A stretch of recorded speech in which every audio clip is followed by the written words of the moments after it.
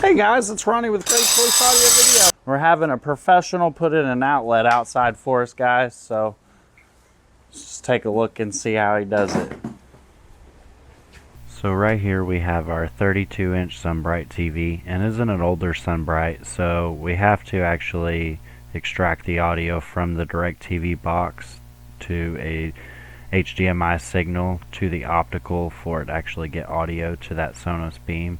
But in all, you know, it came out really nice. We have everything zip tied up nicely behind the back of the TV.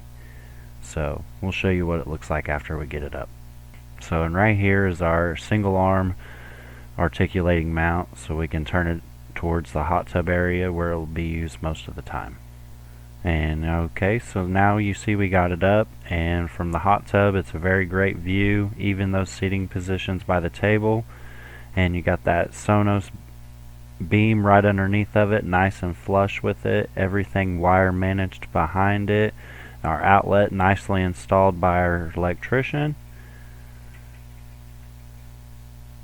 Just remember guys, when you want to put an outdoor TV that goes inside, they may not last as long as a Sunbrite or some of the other outdoor true brands.